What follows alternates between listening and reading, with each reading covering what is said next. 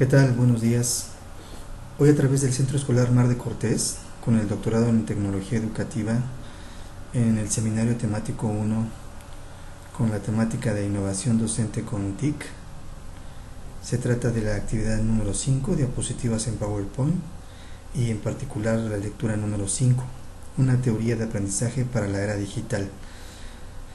Presenta el doctorante Eduardo Orduña Jaramillo, bajo el asesor el doctor José Alberto Alvarado Lemos.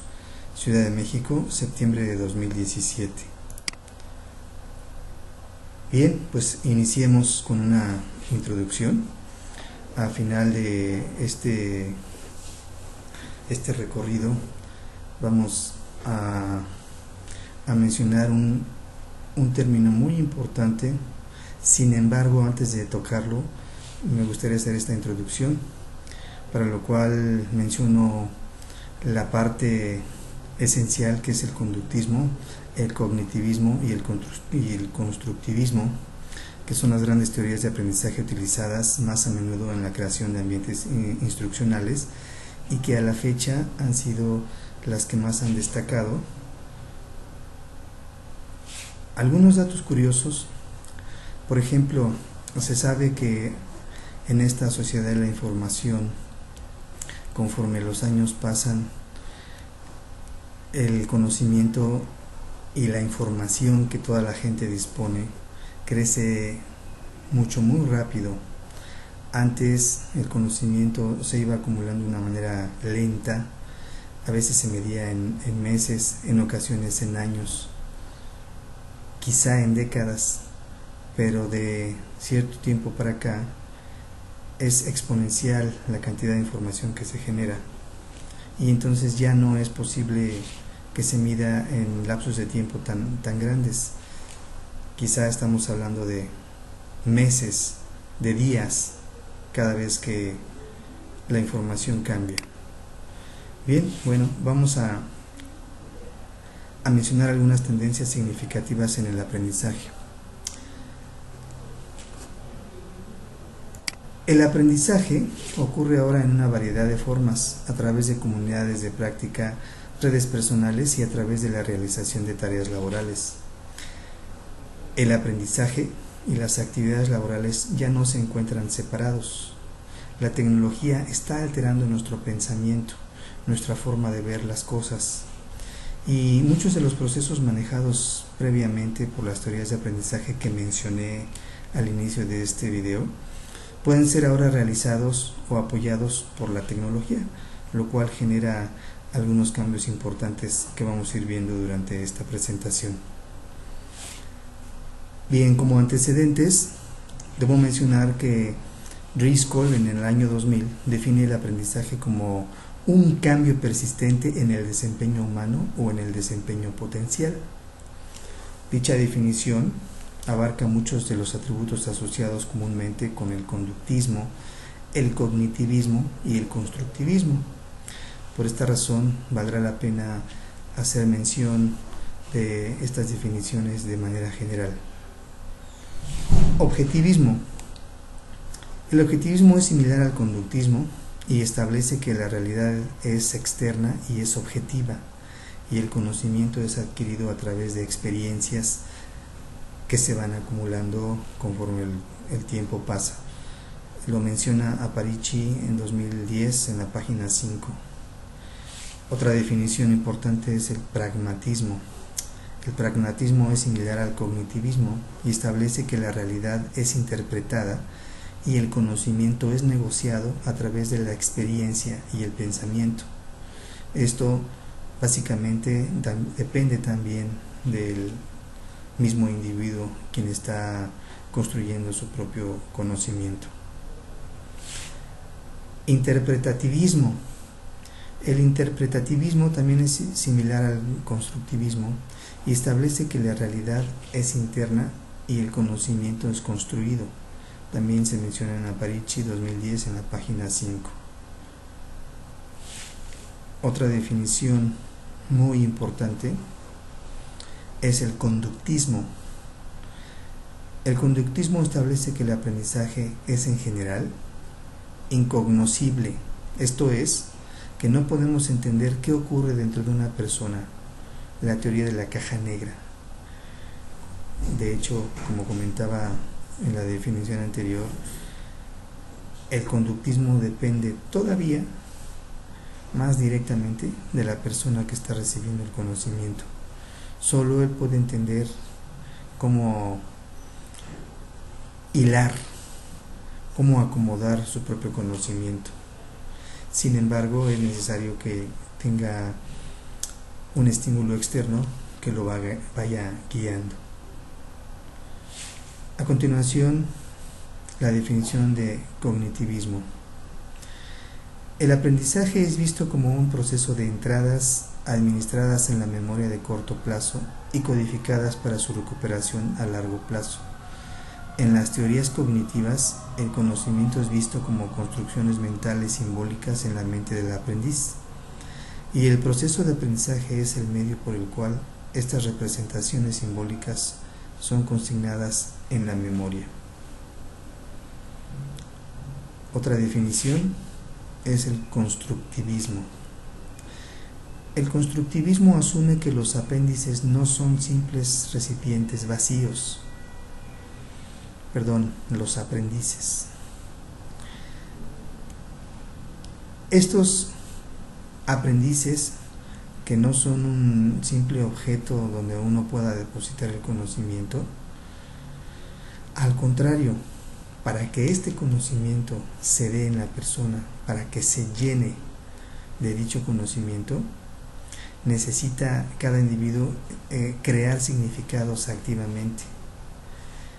A menudo seleccionan y persiguen su propio aprendizaje, puesto que se va construyendo conforme sus necesidades, conforme sus requerimientos, conforme su entorno, conforme a sus estímulos externos. Pasemos ahora a la mención de las limitaciones del conductismo, el cognitivismo y el constructivismo, que, como veremos más adelante, son la esencia del tema principal que quiero abordar en este video. Algunas notas importantes. Un principio central de la mayoría de las teorías de aprendizaje es que el aprendizaje ocurre dentro de una persona, sin importar a cuál de las alternativas de conocimiento que antes mencioné se trate.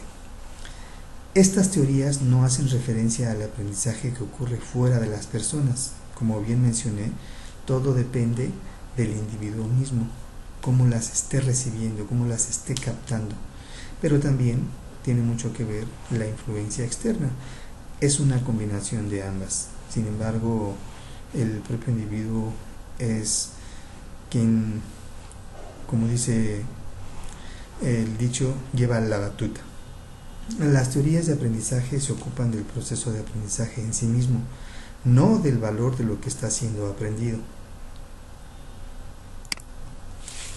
La necesidad de evaluar la pertinencia de aprender algo es una meta habilidad que es aplicada antes de que el aprendizaje mismo empiece. Y finalmente, cuando el conocimiento es escaso, el proceso de evaluar la pertinencia se asume como intrínseco al aprendizaje. Cuando el conocimiento es abundante, la evaluación rápida del conocimiento es importante. Muy bien, pasemos ahora a la parte sustancial de este video, que a final de cuentas vamos a tener que hacer la relación entre la forma de adquirir el conocimiento y la relación que ésta tiene con las tecnologías y todo el desarrollo de las nuevas de la ciencia, de las nuevas aplicaciones, para lo cual, y para ponernos en contexto, vale la pena resaltar estas siguientes preguntas. ¿Cómo son afectadas las teorías de aprendizaje cuando el conocimiento ya no es adquirido en una forma lineal? Y esto se debe gracias a la gran cantidad de información que ya no es posible aprenderse conforme va llegando, porque para el individuo le sería infinita. se necesita una estructura diferente, ya no en forma lineal. Otra pregunta: ¿qué ajustes deben realizarse a las teorías de aprendizaje cuando la tecnología realiza muchas de las operaciones cognitivas que antes eran llevadas a cabo por los aprendices? Claro, de hecho, la misma tecnología necesita o es parte de la evolución y en ocasiones reemplaza todos los mecanismos cognitivos que dependían del aprendiz. Hoy en día el aprendiz es apoyado por la tecnología y se puede decir que entonces los procesos mentales que se llevaban a cabo dentro del individuo se modifican porque ahora tienen la parte de la información ya construida, ya digerida, ya resumida, ya sintetizada o ya concentrada, dependiendo de los casos. Finalmente, ¿cómo podemos permanecer actualizados en una ecología informativa que evoluciona rápidamente? Y esto es consecuencia de lo que comentaba. Al tener información que cambia muy rápido y que además es enorme, el individuo tiene que tener en mente que no toda es digerible, es más, que no necesariamente le sirve. Y este proceso es un cuestionamiento que nos debemos dedicar a contestar para poder entender lo subsecuente. Todo esto me refiero a que la tecnología ha venido a reemplazar muchos de los procesos cognitivos, dada la cantidad enorme de información. Entonces hay una propuesta, una teoría alternativa, y vamos explicando. Aquí es importante señalar este pequeño dibujo esquemita: ordenar por un lado, adaptarse por el otro. En realidad ahí la toma de decisiones es importante, pero vamos a hacer los comentarios. La inclusión de la tecnología y la identificación de conexiones como actividades de aprendizaje empieza a mover a las tecnologías de aprendizaje hacia la era digital. Claro está, a partir del boom de las tecnologías, el aprendizaje sufre también cambios radicales. El caos es una nueva realidad para los trabajadores del conocimiento, los aprendices, los alumnos, la persona que está adquiriendo ese nuevo conocimiento. Puede entrar o no en esas preguntas, en ese caos: ¿qué se debe? ¿Cómo se debe hacer? ¿Cuándo se debe hacer? Bien, el caos es la interrupción de la posibilidad de predecir. Comentaba que ya al individuo le es difícil saber para dónde ir con tal de adquirir el conocimiento en el momento justo, cuando se requiere para llevar a cabo alguna de las funciones que tenga en mente. El caos, como ciencia, reconoce la conexión de todo con todo. Todo esto, de seguir así, el caos produciría más caos. Sin embargo, existe la parte fundamental para darle entrada a lo que queremos llegar en este video: la autoorganización como parte del aprendizaje. ¿Y en qué consiste la autoorganización? Bien, pues veremos algunos puntos importantes. La habilidad de reconocer y ajustarse a cambios en los patrones es una actividad de aprendizaje clave. Obviamente esto está muy ligado a la tecnología. Una vez que llega, nos hace cambios en el comportamiento, en los procesos cognitivos, y la posibilidad de ajustarse es parte de esa autoorganización. Otro punto es que la autoorganización, como la formación espontánea de estructuras, patrones o comportamientos bien organizados a partir de condiciones iniciales aleatorias.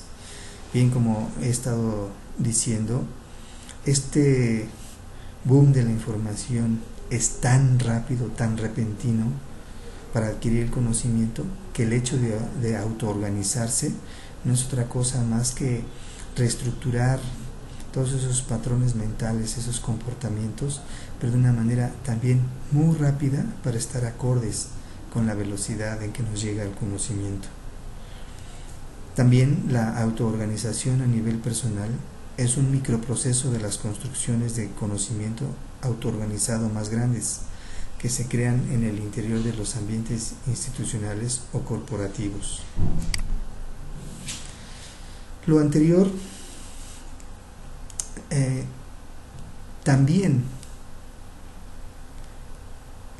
reemplaza, no muchas veces a un individuo, sino toda una sociedad, a toda una gama de tipos, de caracteres de las personas que entran en juego y que también se verían afectadas. Es por eso que hago un hincapié en lo que son las redes, mundos pequeños, lazos débiles. Y la idea general es hacer una analogía entre lo que sucede con una red de computadoras contra una red de personas. Los puntos importantes a destacar son: una red puede ser definida como conexiones entre entidades. En este caso podríamos hablar de las personas. Los nodos que adquieren un mayor perfil serán más exitosos en adquirir conexiones adicionales, y me refiero a las personas dentro de esa sociedad. La probabilidad de que un concepto de aprendizaje sea enlazado depende de qué tan bien enlazado está actualmente. Eso significa el apoyo que una persona puede tener de los demás. Los nodos que se especializan y obtienen reconocimiento por su experiencia tienen mayores oportunidades de reconocimiento, y esto me refiero a las personas que destacan dentro de esa sociedad porque han hecho o han llegado más lejos gracias al sacrificio impuesto. Finalmente, las conexiones entre ideas y campos dispares pueden crear nuevas innovaciones. Esto significa que una vez que las personas se relacionan unas con otras, también son influenciadas positivamente para mejorar todas con todas. Y bien, todo lo anterior es el preámbulo para el nuevo concepto que es fundamental para este video. Estamos hablando del conectivismo. Una vez que ya hablamos de las diferentes teorías de aprendizaje con los individuos, o como mencioné en la última diapositiva, a través de una sociedad o una relación entre personas, gracias a ello hay un concepto que se dispara también: el conectivismo. El conectivismo es la integración de principios explorados por las teorías de caos, redes, complejidad y autoorganización, que ya mencioné anteriormente y que aparecen en el libro de Aparici en el año 2010, en la página 10. El conectivismo está enfocado en conectar conjuntos de información especializada, y las conexiones que nos permiten aprender más tienen mayor importancia que nuestro estado actual de conocimiento. Dicho de otra manera, el conectivismo no es otra cosa más que, como se dice coloquialmente, atar cabos de las pequeñas informaciones que quizá no dicen mucho, pero en el momento en que se relacionan, se conectan entre sí, construyen un conocimiento más grande y más profundo. El conectivismo tiene principios, de los cuales los más importantes son los siguientes. El aprendizaje y el conocimiento dependen de la diversidad de opiniones. El aprendizaje es un proceso de conectar nodos o fuentes de información especializados. El aprendizaje puede residir en dispositivos no humanos. La capacidad de saber más es más crítica que aquello que se sabe en un momento dado. La alimentación y mantenimiento de las conexiones es necesaria para facilitar el aprendizaje continuo. La habilidad de ver conexiones entre áreas, ideas y conceptos es una habilidad clave. La actualización, conocimientos precisos y actual es la intención de todas las actividades conectivistas de aprendizaje. Como se puede observar, este nuevo concepto, el conectivismo, para que se lleve a cabo, necesita forzosamente de ligas de información, de pequeñas unidades de información que generan un conocimiento más amplio, pero que también depende mucho del rol que las demás personas puedan hacer para que se dé de una mejor manera. Pero también el conectivismo tiene sus implicaciones. Las implicaciones más importantes son las siguientes: administración y liderazgo. Equipos diversos con puntos de vista discrepantes son una estructura crítica para la exploración exhaustiva de las ideas. Esto es debido a que si estamos hablando de una relación de personas, para construir conocimiento podría darse el caso de que parte de esa sociedad o de esas personas entren en conflicto por cuestiones de liderazgo y administración que puedan dañar significativamente la construcción a través de las conexiones de las pequeñas unidades de conocimiento y generando no necesariamente un buen aprendizaje, claro, basado en el conectivismo. Otra implicación es la administración del conocimiento personal en relación con la administración del conocimiento organizacional. Y finalmente, el diseño de ambientes de aprendizaje. Este último punto, diseño de ambientes de aprendizaje, es un tema aparte que se tratará en otros videos, pero que también son esenciales para que el conectivismo pueda llevarse a cabo. Es una herramienta más, la cual se verá detenidamente. Finalmente, nuestra conclusión es la siguiente: nuestra habilidad para aprender lo que necesitamos mañana es más importante que lo que sabemos hoy. Un verdadero reto para cualquier teoría de aprendizaje es activar el conocimiento adquirido en el sitio de la aplicación. El conectivismo presenta un modelo de aprendizaje que reconoce los movimientos tectónicos en una sociedad en donde el aprendizaje ha dejado de ser una actividad interna e individual y se ha vuelto colectiva. El conectivismo provee una mirada a las habilidades de aprendizaje y a las tareas necesarias para que los aprendices florezcan en una era digital. Es decir, el conectivismo sin las teorías de la información y comunicación no sería posible. Muchas gracias.